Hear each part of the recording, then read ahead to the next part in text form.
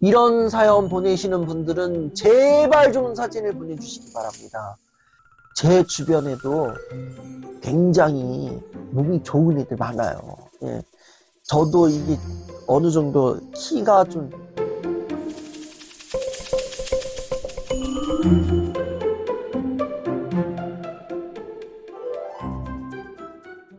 저는 고3 여학생입니다. 요즘 살이 쪄서 키는 보통 체격이고 몸무게도 보통의 체중입니다. 제 스스로는 아주 뚱뚱하다고 생각하진 않고 화장을 하면 어느 정도 괜찮다고 느끼기도 합니다. 원래 최고 몸무게까지 갔다가 10kg 이상 감량한 적이 있는데 스트레스를 받으면서 폭식 습관이 생겼고 다시 살이 찌게 되었습니다. 수능이 끝나면 다시 빼고 싶다고 생각하고 있습니다. 그런데 사진에 찍힌 제 모습을 보면 너무 스트레스를 받고 제 몸이 펑퍼짐해 보이는 게 싫어집니다. 주변 친구들은 다 마르고 예뻐 보여서 더 신경이 쓰입니다. 어떻게 해야 이 마음을 덜 힘들게 할 수 있을까요? 이런 사연 보내시는 분들은 제발 좀 사진을 보내주시기 바랍니다. 이 사진을 보내주셔야 제가 예쁘네요. 잘생기셨네요. 왜 못생겼다고 느끼십니까? 왜 이러실까? 이런 얘기를 할 텐데, 이렇게 글만 써서 보내주시면은 제가 어떻게 얘기를 할 수가 없어요. 제발 좀 사진을 좀 보내주세요. 근데 이런 분들 사진 보내면 오히려 또 울어요. 제가 학교 강의에서 이제 외모 얘기를 꺼내가지고 제가 너 되게 예쁜데 그랬더니 갑자기 울더라고요. 아니 예뻐 보여서 예쁘다 그랬는데 그 예쁘다는 말이 제가 가식배기로 들려서 그랬는지 아니면은 한 번도 들어본 적이 없던 말을 들어서 그런 건지 울더라고요. 그래서 굉장히 난감했던 적이 있는데 이런 분들은 사진 보내주세요. 그러면 사진도 안 보내주어요. 예, 왜냐? 자기 자신에 대한 외모의 만족도가 지금 현재 떨어져 있기 때문에 그러거든요. 제 주변에도 굉장히 몸이 좋은 애들 많아요. 예, 저도 이게 어느 정도 키가 좀 표준 키고 표준 체중인데 제 친구들은 키가 좀 있는 편이고 되게 마른 체격이어가지고 그리고 이 친구들은 또 몸도 좋아. 이 친구들은 몸에 시스팩이 있는 반면에 나는 몸에 원팩밖에 없어. 나는 키가 170인데 쟤는 키가 180이 살짝 넘어. 그리고 나 몸무게가 그에 맞게끔 이제 적절하게 쪄 있는데 얘는 거의 모델 비율이야. 그러면서 막 괜히 부러워. 막 이런 경우들이 있는 거예요. 고등학교 때 제가 정말 붙어 다녔던 친구가 있었어요. 그 친구는 되게 남자아이인데 이 남자아이가 키는 좀 커요. 그리고 몸무게가 거의 여학생의 표준 체중이었던 거예요. 키는 거의 제가 그때 당시 160대였으면 이 친구는 거의 170대였는데 170대의 몸무게도 50 초반대였을 거예요. 그리고 저는 이제 그 160 후반대의 몸무게도 160kg래. 몸무게도 60대 그 정도였는데 이제 그 친구가 너무 부러워 보이는 거예요. 키도 어느 정도 커 보이고 몸도 되게 갸름해 보여가지고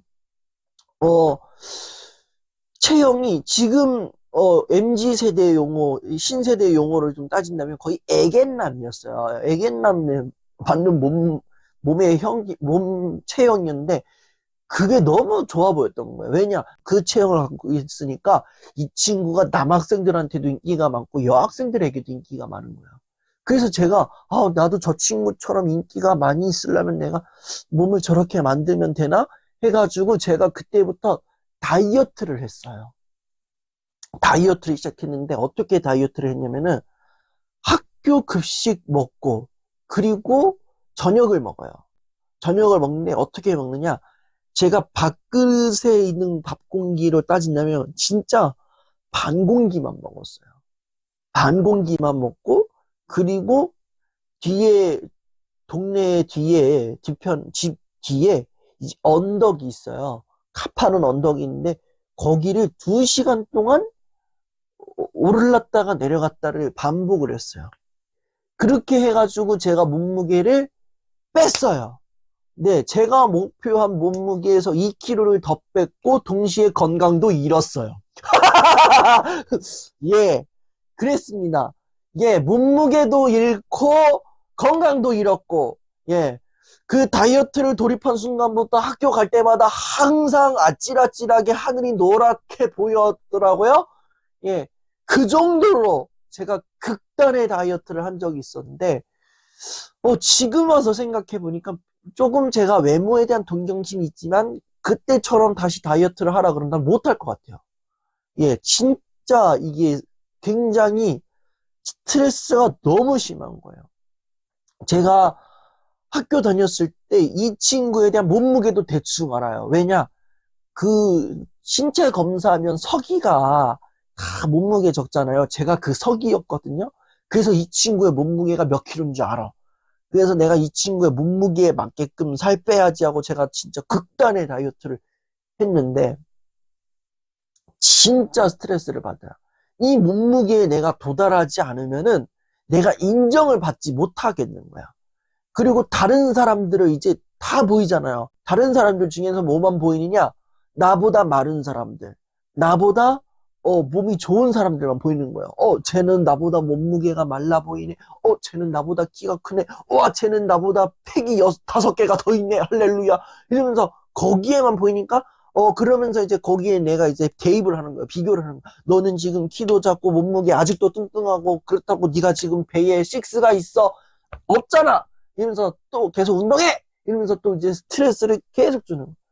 그러면서 이제 막 아득바득 일을 갈고 하는데 스트레스가 너무 크다 보니까 그, 그때마다 뭘 찾느냐? 저는 초콜릿을 찾았어요. 네, 초콜릿을 먹어야 그나마 좀 내가 뭐라 그럴까요? 이게 뭐 이제 먹은 티가 나고 이제 배가 좀 포만감이 느껴진다 할까 그런 게 있어가지고 근데 이제 그 초콜릿을 한 개만 먹어야 되는데 이제 다발제로 처먹을 때도 기기도 해가지고 문제가 있긴 하지만 하여튼 그러한 스트레스가 이제 작용을 하는 거예요. 이분도 마찬가지인 것 같아요. 지금 다른 사람들이 봤을 때는 제3자가 봤을 때는 고만고만한 체형인 거예요. 괜찮은 체형인 거야. 적당한 체형인데 지금 내 눈에는 지금 뭐만 보이는 거예요? 마른 친구들만 보이는 거예요. 예쁜 친구들만 보이는 거예요. 어느 정도 몸선이 있는 친구들만 있는 거예요. 쟤는 옷핏이 저렇게 얇게 들어가네. 쟤는 진짜 몸이 말랐네. 쟤는 진짜 여자애인데도 키가 좀 크네. 이러면서 이제 비교를 하는 거. 근데 나는 쟤보다 키가 작네. 나는 쟤보다 조금 뚱뚱하네. 어, 나는 쟤보다 지금 옷핏이 거의 통나무네. 살 빼야 돼. 이러면서 다이어트를 계속 극강의 다이어트를 하는 거야. 근데 이제 다이어트를 하는 거에 대해서 이제 그 강박이 이제 스트레스가 심하니까 이제 결국에는 뭘 찾아요? 예, 이 매운 거를 딱 먹을 걸 찾는 거예요. 이제 배달의 민족에 들어가가지고 이제 마라샹궈, 마라탕, 뭐 마라화가 막 이런 거 찾고 있고 뭐 쿠팡이츠 들어가가지고 이제 뭐 매운 짬뽕 막 이제 자극적인 거, 막 매운 닭발 막 이제 매운 마라맛 쌀국수 뭐 이런 거만 이제 찾고 있는 거예요. 그렇게 이제 또 먹으니까 또 살이 다시 원상복구가 되고 또 다른 사람들을 보고 또 비교하고 살 빼면서 스트레스 받고 또 주문해서 먹고 먹으니까 또 살찌고 비교하고 이게 지금 계속 반복이 되는 거예요, 지금. 이러한 상황이 되는 거죠. 체중이 늘어난 게 문제가 아닌 거예요, 지금. 그럼 뭐가 문제라는 거예요, 지금? 내가 지금 다른 사람들을 보고 있는 그 현재 상황에 대한 비교의식이 지금 문제라는 거예요. 체중이 늘어나는 건 둘째 문제야. 지금 비교가 제일 큰 문제인 거예요. 다른 사람들은 몸이 말랐는데 나는 왜 이렇게 뚱뚱해? 다른 애들은 예뻐 보이는데 나는 왜 이렇게 안 예뻐 보여? 다른 애들은 지금 날씬한데, 다른 애들은 진짜 예쁜데 내 얼굴은 왜 이 모양 이 꼴이야? 진짜 성형외과 가가지고 보톡스 하나 찔러 맞아야 될 정도네? 열받네? 살 빼야 되겠어, 씨. 이런 식으로 이제 가는 거야. 그러니까 이 비교라는 게 진짜 무서운 거야. 체중 비교뿐만 아니라 우리는 엔간한 거 다 비교하거든요. 엔간한 거 비교하는 거 들어가는 순간부터 우리는 그때부터 그거에 맞게끔 그 틀에 짜 맞춰서 들어가려고 그런 거야. 그럼 그 짜 맞춰서 들어가는데 그 틀에 짜 맞춰서 들어갈 때에 선택과 집중 또는 이제 그 틀에 맞게끔 넘어가는 부분을 잘라내는 그 부분을 감수를 해야 되는데 그 감수해야 되는 부분이 스트레스인 거야. 짜 맞춰서 들어가야 되는데 짜 맞춰서 들어가지가 않아. 스트레스야. 이걸 덜어내야 되는데 덜어내기 싫어. 그래서 스트레스야. 어떻게든지 간에 우겨 넣으려고 하니까 그게 스트레스가 되니까 도무지 안 되겠다 싶어서 이제 뭐 해요? 뭐 이제 매운 걸 주문해서 먹거나 아니면은 좀 뭔가 자극적인 걸 한다거나 그걸로도 안 된다면 진짜 자기의 몸을 해하는 가학적인 행동을 한다거나 그러면서 이제 약간 거기 또 짜릿한 쾌감을 맛보다가 다시 비교에 들어가고 이러한 상황이 돼요. 모든 상황에 비교가 들어가면 결국에는 이 굴레에서 벗어날 수가 없어요. 이 굴레에서 벗어날 수가 없어요. 이 굴레에서 벗어나지 않으면 우리는 계속해서 비교하고 스트레스 받고 자극을 추구하게 돼요. 이 굴레에서 벗어나는 방법은 뭐가 되겠어요? 내가 나를 수용하는 방법밖에 없는 거예요. 어떻게 수용해야 되겠어요? 외모에 대한 문제. 쟤는 예뻐 보이는데 나는 왜 이러지? 이런 문제로 보면 안 되는 거예요. 이거 항상 이 고민 사연이 한 달에 한 번쯤 오는데 그때마다 제가 얘기를 한 게 있고 그리고 이제 지난달 강연에 대표님이 하신 얘기가 있는데 그 대표님이 하신 얘기는 이러한 외모에 대한 고민이 있다 그러면은 아침에 일어나서 거울을 보라는 거예요. 아침에 일어나서 거울을 보고 한번 웃어보라는 거예요. 그럼 그 얼굴이 얼마나 예뻐 보이겠냐는 거예요. 저도 그 얘기를 하잖아요. 내가 외모에 대한 그런 강박이 있다. 내가 못생겨 보이고 뚱뚱해 보인다. 저도 그런 거 있어요. 저도 막 얼굴 보면 뚱뚱해 보이고, 저도 여기 얼굴에 이쪽에 보면 버뮤다 삼각지대 마냥 점이 있어요.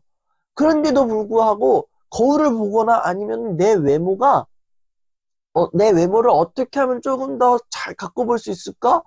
이걸 생각한다거나, 아니면 내 얼굴, 내가 갖고 있는 외모적 강점은 뭔가, 이거를 발견할 수 있어야 된다라는 거예요.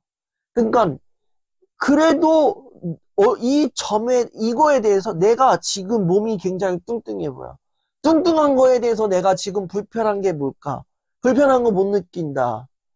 내가 지금 이 몸뚱이를 가지고 불편한 걸 못 느낀다 그러면은 그걸로 내가 일단 만족을 하는 거예요. 그걸로 일단 내가 만족하면 되는 거예요. 그걸로 해서 일단 내가 만족을 하고 이거에 대해서 이 하나의 자존이 되는 거거든요. 나를 인정해 주는 것부터가 시작인 거예요. 외모적이든지 간에 성과의 부분이든지 간에 나를 인정해 줘야 되는 거죠. 나를 인정해 주지 않으면요. 계속 비교하는 겁니다. 나를 인정해 주셔야 돼요. 내가 지금 키도 고만고만하고 몸무게도 뭐 왔다 갔다 줄타기 할 때도 있고 다른 사람들은 키 크고 마르고 예뻐 보이지만 그렇지만 나는 내 외모를 봤을 때 굳이 저 사람을 따라가야 되나? 이렇게 살아도 크게 문제 없었잖아. 뭐 이렇게 인정하고 갈 수 있는 거고. 또는 내가 외모적으로, 상대적으로 좀 부족하지만 내가 갖고 있는 또 다른 무언가의 무기가 있을 거야. 그 무기를 한번 찾아보자. 이러면서 또 하면서 외모보다 더 큰 매력을 또 발견할 수 있는 그러한 기회가 되는 거죠. 그러니까 외모에 대해서 내가 굳이 저 사람처럼 예뻐 보일 필요 없어요. 가장 아름다운 거는 뭐냐? 예뻐 보일 때가 언제냐? 나다울 때예요. 나다울 때. 나다운 모습을 조금 발견했으면 좋겠어요. 그래서 다른 사람들의 모습을 되려고 하지 말고 내가 되어라. 내 모습이 되었으면 좋겠다. 내가 갖고 있는 외모적으로나 매력적인 부분에 있어서 그거에 대한 만족감을 좀 갖고 있는 게 어떨까? 그거부터 가지면 오히려 다른 이들에게 더 큰 매력으로 다가오지 않을까? 이러한 생각을 하게 됩니다. 그래서 지금 몸을 바꾸는 것보다 가장 중요한 거는 내가 나를 인정해 줘야 되는 거. 지금 내 모습을 내가 인정해 주는 거야. 내 모습 인정해 주지 않으면 누가 나를 인정해 줘요? 내가 나를 인정해 줘야 그때부터 건강하게 일상생활을 하게 되는 거고, 그때부터 내가 조금 덜 스트레스를 받을 수 있는 거예요. 그러니까 지금 이 시기를 너무 막 외모에 막 이렇게 집착을 하지 말고 내가 갖고 있는 자원들을 잘 지켜가면서 지내보시면 어떨까, 그러한 생각을 하게 됩니다. 나뿐만 아니라 아들, 손자, 며느리 다 불러 모으세요. 아니면 정말 내 주변에 힘든 친구가 있다, 걔만 보내지 말고 걔 멱살 잡아가지고 같이 오세요. 저만의 빛 비춘다가 아니라 저와 여러분이 함께 빛을 비추는 그러한 빛 비추다 강연이 되었으면 좋겠습니다. 그래서 정말 언젠가는 모르겠지만 정말 빠른 시간 안에 저와 함께 이야기 나누고 또 하는 그런 빛 비추다 강연이 되기를 바랍니다.